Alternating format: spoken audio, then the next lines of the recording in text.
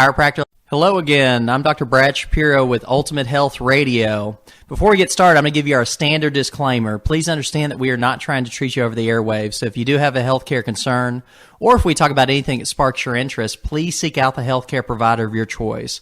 Whether it's a chiropractor like myself, a physical therapist, medical doctor, massage therapist, dentist, whatever the case may be, please seek out the healthcare provider of your choice. With that, we'll go ahead and get started.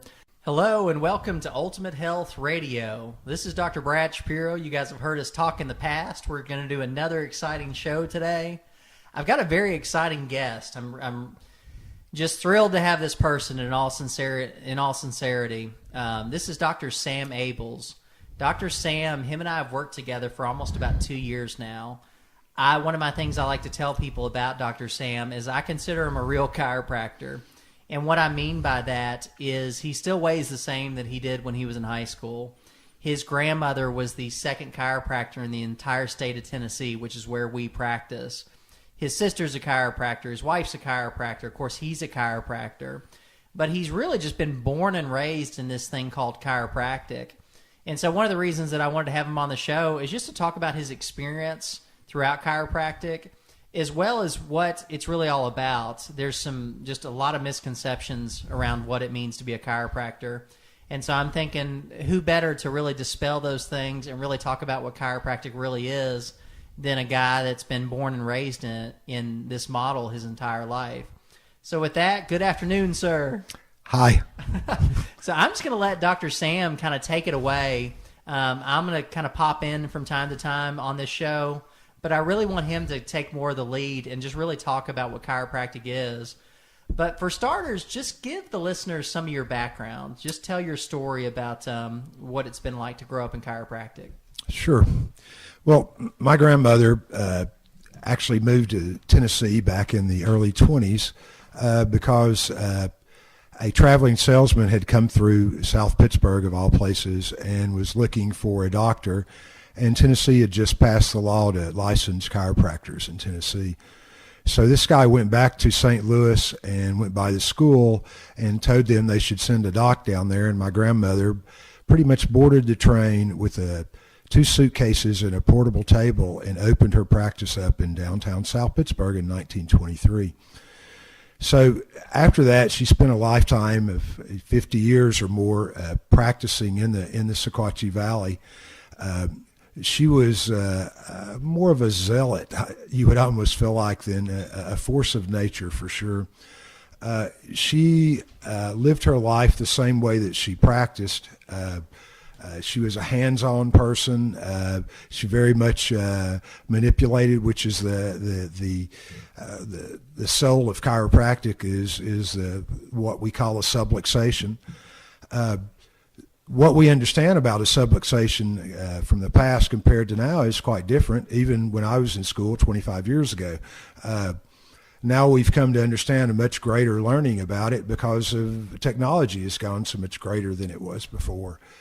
But even when in the inception of chiropractic, when D.D. Palmer was famous to have adjusted this fellow named Harvey Lillard, who was deaf, and after he adjusted him, the comment was something to the effect that he could hear the horses on the cobblestones outside the office. And this is in 1895. And this is before Einstein even proposed the theory of relativity.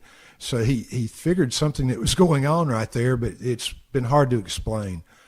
And now in the last few years, because technology has gotten so much better and money has gotten better to do research, we've come to a better understanding of what happens when we treat somebody and why we have so many unusual good side effects, that we just couldn't explain before.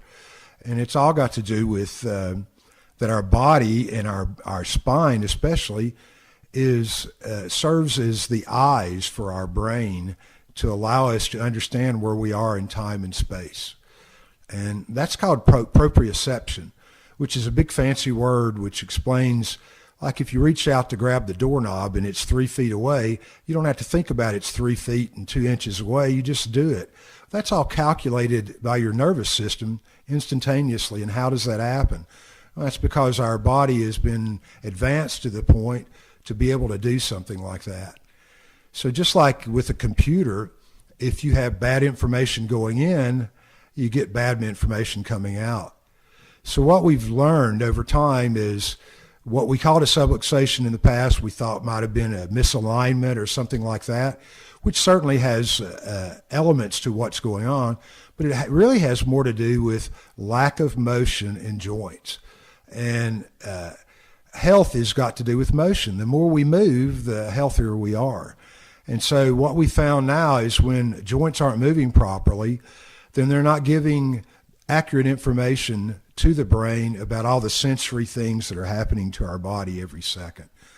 We have, I think, 10 billion neurons, and we're able to monitor vast numbers of information all instantaneously.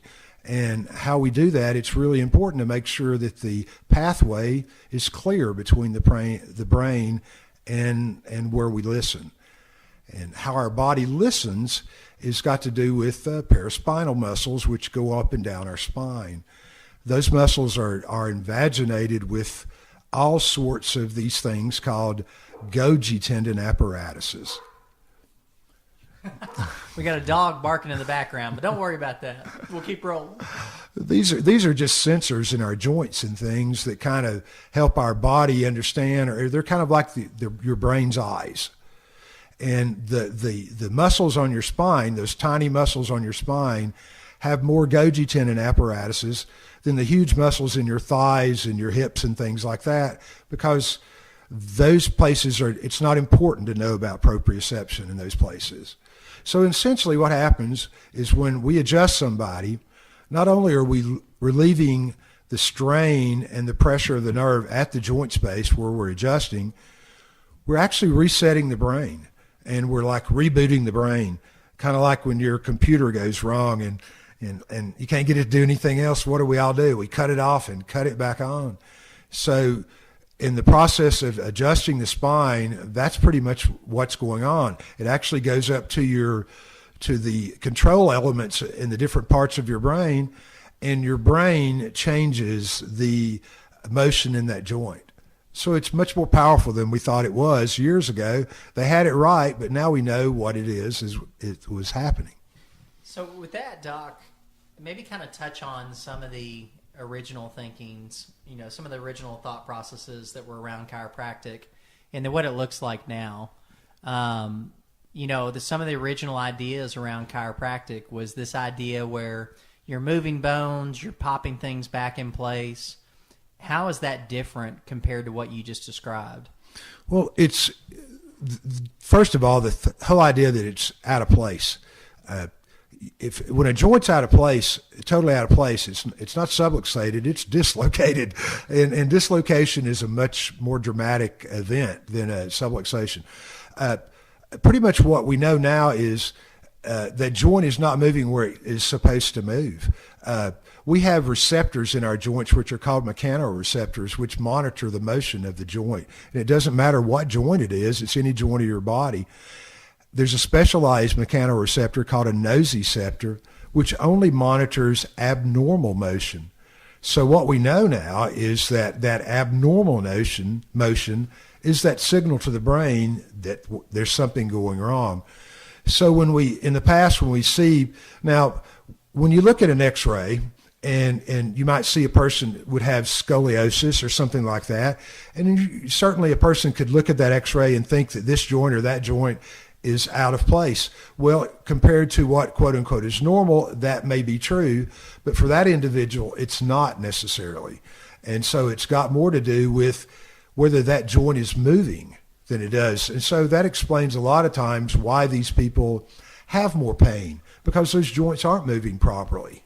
And just to clarify what he just said, and hopefully this makes sense, but in many ways, you can have somebody that has a set of x-rays that it looks like a hand grenade went off in there, and they may or may not have a tremendous amount of pain based on how their joints are moving. You have somebody else who their x-rays look ideal and perfect in many ways, and they may be in a tremendous amount of pain or dysfunction. And so do x-rays have value? Absolutely, in certain circumstances. Rule out fractures and things like that. But a lot of what Dr. Abels is saying is the way you interpret that type of information is just much different than what we originally thought. That's exactly right. Originally, we did a lot more marking X-rays and things like that, and that kind of showed us some ideas about where there were some areas that have more issues than other areas. But in my career, I've treated folks from... Which he's been in practice for about, what, 26, 27 years? This is my 26th year. Yeah. So I've adjusted my daughter when she was minutes old, and I've had patients up into their 90s that I've treated. Now, I don't use the same technique on a 94-year-old that I use on a 40-year-old or anything in between. It's all about determining if those joints are moving properly and addressing the issues that are at hand at that point.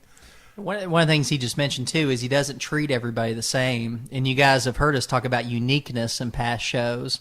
And that's a lot of what he's saying. Everybody has different brain function. Everybody has different joint movement. Everybody has different genetics. Everybody has different life experiences and personality types and metabolisms. And a 90-year-old is going to be different than an infant. But it's just, I think that's such a critical thing to always remember is like Dr. Abels is saying, based on 26 years of experience, you can't always treat everybody the exact same. But if you can focus on keeping things simple, really understanding that if you can restore that joint movement, the results will take care of themselves. That's exactly right. And what it's really interesting to me is I'm a history person, and I love to read about history, not only, American history and things like that, but even the history of chiropractic and things like that. And I've read lots of journals, and I've heard a lot of pushback about some of the things that chiropractors said they have been able to help people with. And I've never met a chiropractor that's worth a grain of salt that doesn't have one of these like miracle stories that, I've had patients crawl in my office and walk out. I don't want it to happen. I don't want anybody to feel like that, but I've had that happen. Just like I was talking about D.D. Palmer adjusting somebody and he could hear after that. I can't explain the mechanism necessarily that happened, but obviously something happened and it was a positive thing. And Brad and I are both good about saying, the worst thing that can happen to a chiropractor is we might not be able to help you. There is no safer profession than what we do. We do not use drugs. We live in a country now where we have the largest drug problem we've ever had, and it's all been created through what we would consider to be normal practice. So give us some of the history behind that. And I use the word history because Dr. Abels is a history buff. And so I'd love to go kind of in that direction for a second. Talk about the history of drugs, talk about the history of chiropractic, talk about the history of insurance, just anything you want to dive into history-based, because it really is, it's fascinating. I learn things from him every single day, in all sincerity. So take it away, Doc. What do you think? Well, let's go on opioids just to start with, since it is such a big subject now. Well, anybody that's ever read any things about their history, we've known there's been issues with opium since we've ever dealt with opium. There's never been an opioid that was not addictive. Yet every few years or so, we are told that there's a new one and it's not addictive. And now we see where that's gotten us. Chiropractic, on the other hand, has never used medications. We certainly suggest and fervently believe in taking proper vitamins and things like that, mainly because of the sources that we get our food from these days are not as good as they used to be. So we have to make sure that we're eating right along with the other things we do. But we've never used drugs. And the original, the use for drugs was supposed to be for a limited period of time to solve a specific problem. Well, it's no longer that way. Drugs have changed the way they do things these days. Yeah, correct me if I'm wrong, Doc, but a lot of the stuff I've read at the origins of a lot of the idea behind drugs was they were thinking maybe 3 months or less. I think that's what I've read, especially the older stuff is like, even less than that. And then as we went along, it became more of putting people on long-term medication. And I think a great example of that is our diabetes epidemic in this country too, which is people think that other things are going to bankrupt us. That's what's going to bankrupt this country. And that's specifically from the diet that's been encouraged and the medications that people take to allow them to continue to have the diet that they're maintaining. They're just allowing you to continue that diet until the point where you're going to have neuropathy. And after you have neuropathy, they're going to start taking toes and feet and things that go on. And it's a vicious, like going downhill from the start. And that's a great point, Doc. And I really want to highlight that for the listeners, because basically what he just said is enabling. In many ways, the drugs enable behaviors that are not healthy. You cannot consistently make poor decisions and think there won't be consequences. One of the things I talked about on the last show that this situation makes me think of is one of my dad's mantras growing up is he used to love to tell my sister and I when we were kids that we can run and we can hide, but sooner or later reality is going to find us. And that's a lot of what we're talking about here. If you are on medications that enable you to take or make bad decisions, eat the wrong foods, continue to smoke, whatever you're doing, that sooner or later is going to catch up with you, you're going to end up in a bad spot sooner or later. And so that's a lot of, I think, what people need to understand in terms of drugs is these are things that are synthetic that for a lot of people, instead of making healthy choices, they continue down a negative path, and they're allowed to because the drugs allow them to keep moving in that direction. And the bad part about that is sooner or later the reality of the situation catches up with them, and they're in real trouble. Well, if you watch the nightly news, I don't care what channel you watch, just my own little survey of that, I would say 80% of all the commercials are commercials for medications. And they spend a moment or so telling you what they're good for, and then the tiny print, they say all the things that they're not good for. It's scary.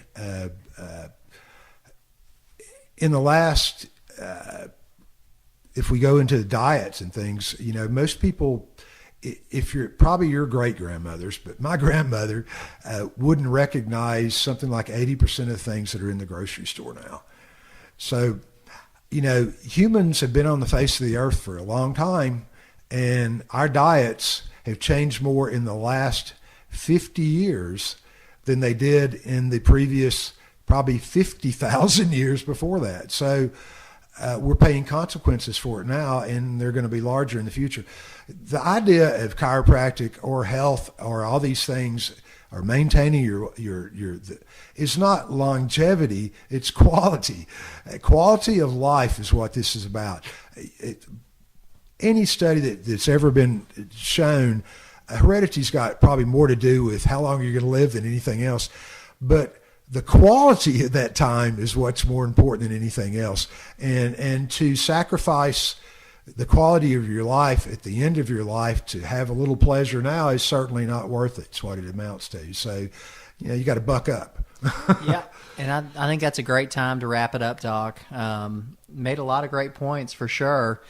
Some of the things we touched on again is, the origins of chiropractic, the fact that proper joint movement is key with proper brain function, which is really what chiropractic's about, reconnecting the brain to the body. We talked about some of the history, but just want to encourage you guys to understand that chiropractic really can make a big difference with your health. I know for us at Ultimate Health, both myself and Dr. Abels were the two chiropractors there. We share a lot of the same patients. We don't practice the exact same way, but we both understand what we're trying to accomplish, and we understand how to help people through this thing called chiropractic. But with that, we'll go ahead and close out.